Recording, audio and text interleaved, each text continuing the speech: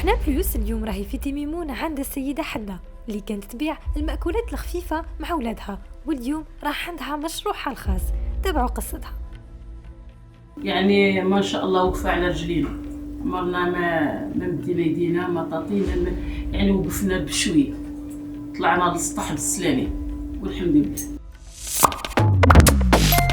جبالة حدة من منطقة تيميمون، قصر منجور، مسكن في القصر كله تقليدي، صانع أكلات تقليدية. ملي كنت في دارنا، كانت دارنا دار ضياف، وكنا تسميجونا الضياف بزاف، وليت هكا بشويه ندخل الكوزينه، تعلمت يعني الطبخ وليت نطيب. وساعات هكا كيكونوا مثلا الناس فايته ولا كان حبي الكوزينه، كان املي نكمل التكوين تاعي ونخدم. يعني جاتنا ظروف، توفات اختي وقرروا باش نتزوج مع راجلها، يعني كانت مخليه البنات. يعني هذيك هي، ما ساعدنيش الحظ باش ندخل الخدمه ولا ندير اي حاجه. منا كي تزوجت راجلي هذاك هو مع الصغار مع البزوز مع ما يخدمش وكل شيء. هذيك هي بشويه كنت نخيط، وانا كنت نخيط من الخياطه وليت نطيب. يعني جاتني فكره باش نولي نطيب الكاسكروط ونبيعو في السوق. وخدمت شريطه وليت نطيب الكاسكروط، يروحوا البنات يبيعوا مع باهم في السوق. بشويه شويه ولينا تطورنا، ولينا من الكاسكروط وليت نطيب هكا. ساعات يجي واحد ماشي للعمره ولا ماشي للحاجه هكا يضمندوا فيا مثلا نطيب كاسكروط، نطيب السفنج، نطيب اي حاجه. شويه وليت معروفه في المنطقه بالاكلات هذه، وليت نطيب في العراس، وليت بشويه طورت الاخر نتاعو. جاتني فكره، شريت بلاصه صغيره هكا ودرتها اسطوره تقليديه باش نستقبل فيها الضيوف. الدار كانت كي تشوفي الدار ماشي الاخر، وليت نستقبلهم وخدمتها تراديسيونال كلشي تقليدي. وليت نطيب ونخدم على السياحه، نخدم على الاجانب، نخدم على الجمعيات. وليت نشارك في ودرت الجمعيه، يعني اسست جمعيه 2009.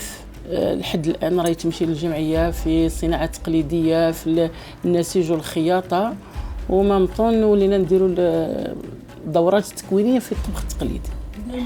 اكيد هذه الدفعه اللي دفعتني، مادام الراجل ما يخدمش والبزوز والتكلفه تاعهم، يعني وليت شجعت روحي وشجعتهم.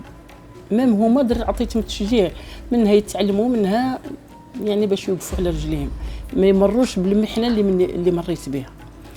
ولينا بشويه الحمد لله الولاد طلعوا لي ساجين، نشكرهم جزيل الشكر. بناتي ما تعبونيش في التربيه نتاعهم، ما كانوا يكلفوني، ما كانوا يطلبوا فيا صوالح، يعني من جودي انا نجيب ليه. يعني تربوا على قاعده يعني ما شاء الله، ومشاو عليها لحد الان كيما هكا. تان وصلنا لواحد الحد، يعني وقفنا وقفه يعني ما شاء الله، وقفه على رجلينا. عمرنا ما مدينا يدينا ما طاطينا، يعني وقفنا بشويه، طلعنا للسطح بالسلامه والحمد لله. تدخلي تخدم، والخدمه مادام راكي تخدمي وترجعي كل يوم قوتك، عمرك ما تقعدي بلا دراهم، توجور الدراهم راهم يلعبوا لك في يدك. والرساله نوجهها للمراه، سواء المراه اللي قاعده في الدار ولا اللي تخدم، لازم تتعلم الصنعه نتاع اليد، حرفه اليد. مام المراه اللي تكون تخدم كي تكون متعلمه الحرفه، غدوه تخرج لانتري تلقى باش تخدم، تلقى باش تلهي روحها، ماشي بقى على بال الدراهم، باش تلهي روحها. والخدمه راهي كاينه، بغات تخدم سواء قرات المراه ولا ما قرات. يعني تخدم الرقاق راهي خدمه بالكوموند، راهي تمشي تخدم خبزه النور راهي تمشي، طعام السراير تبركش راهي تمشي، تخدم الطعام العادي يمشي.